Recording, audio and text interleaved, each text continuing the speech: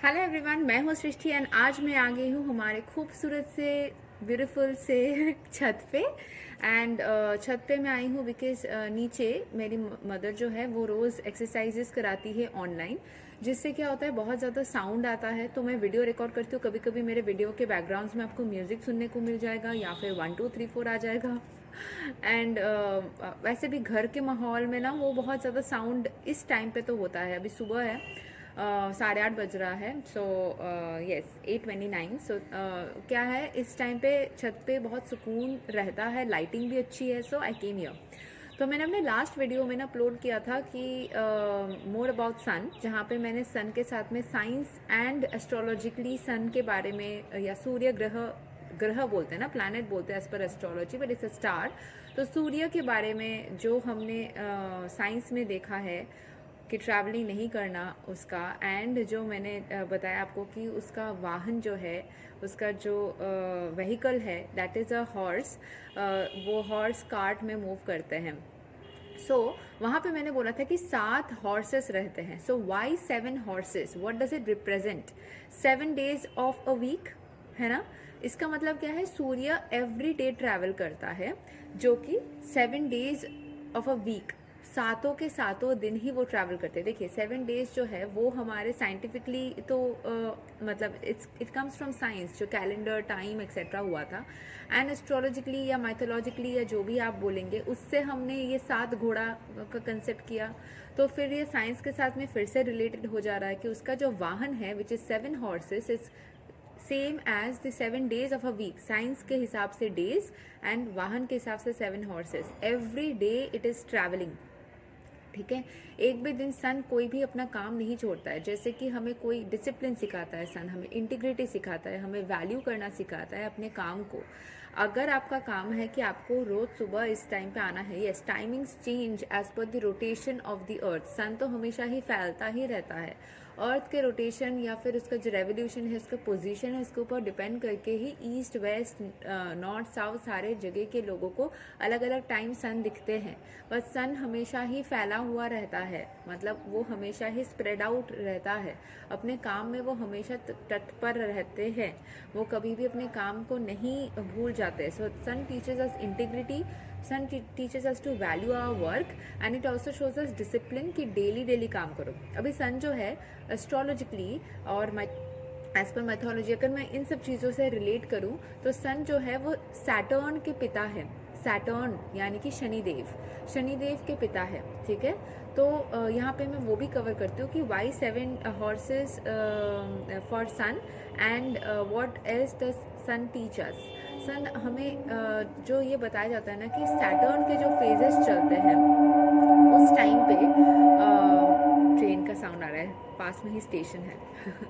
तो सैटर्न जो प्लैनेट है, तो वो क्या करते हैं ना, वो हमें ये सिखाते हैं कि हमें डिसिप्लिन होना चाहिए। सैटर्न के फेजेस में अगर आप डिसिप्लिन रहते हो तो आपको सैटर्न ज़्यादा परेशान नहीं करते। सैटर्न काम ओरिएंटेड है, वर्क ओरिएंटेड है। सैटर्न किसके पुत्र है? सूर्य पुत्र है, सन के पुत्र है।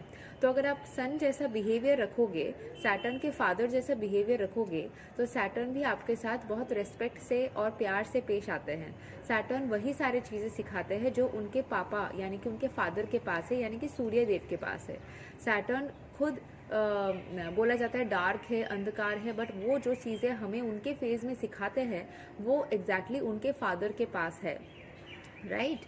तो सैटर्न को प्लीज़ करने के लिए हमें सन जैसा बन जाना चाहिए, ताकि हमारे सैटर्न के फेजेस अच्छे हो ही हो, ऊपर से सन का भी हमें आशीर्वाद मिले एंड हम अच्छे इंसान भी बन जाए। Practically and logically if you see, you become more discipline, you become more focused in your work, you become time oriented, you keep your promises रखना भी एक काम होता है, जो कि अगर आप प्रोमिसेस किसी को, अगर आप प्यार में भी किसी को प्रॉमिस करते हो एंड उसको तोड़ देते हो तो Saturn gives you punishment. It's not like Saturn बहुत स्ट्रिक्ट है, वो स्ट्रिक्ट टीचर या पेरेंट जैसे है और वो प्यार मोहब्बत को इंपॉर्टेंस नहीं देते। इट्स नॉट लाइक दैट, सिर्फ वर्क को इंपॉर्टेंस देते हैं। No, he is somebody who gives importance to every field. Promise रखना हर जगह पे इक्वली वो मानते हैं।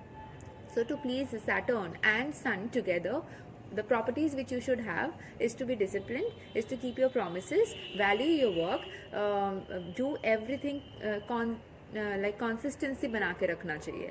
So these are the things which you need to maintain. सन से हम और एक चीज़ भी सीख पाते हैं। क्या है, sun is the biggest example of being a selfless giver. वो अनकंडीशनली कुछ भी बिना मांगे हमें, वो तो वैसे भी हमें वाटर एनर्जी, एयर एनर्जी, बाकी सारे एनर्जी से भी अनकंडीशनली चीज़ें मिल रहे हैं। But sun is something which shows us to how to share the love and warmth. Sun के बिना हम कुछ भी नहीं है, राइट? सो जैसे कि वो डिसिप्लिन भी है, अपने प्रोमिस को रखने जैसा एवरीडे काम करता है, वैसे ही वो हमें अनकंडीशनली, सेल्फलेसली हमें वार्मथ एंड लव फील कराता है। बिना सन के अगर हमारे यहाँ से सन कहीं भी जगह से कुछ दिन के लिए आना, सनलाइट बंद हो जाए, तो हमें कैसा फील होगा? Will we feel the health, will we feel like being alive? हम ठंड से ही मर जाएंगे सब कोई। तो इसीलिए जो सन है वो हमें सेल्फलेसली गिवर बनने को भी सिखाता है, एंड साथ साथ जो कि सैटर्न के फेज में बोलते हैं ना, दान करो, गिव करो, लोगों का प्यार करो। So that is another tribute of the sun only, and it shares love and warmth. लोगों के लिए आप एक मसीहा बन के जाओ, एक एंजल जैसे बन के जाओ, एंड उनको ऐसा फील कराओ कि they deserve the best, and you are one of the people who can make them feel like that.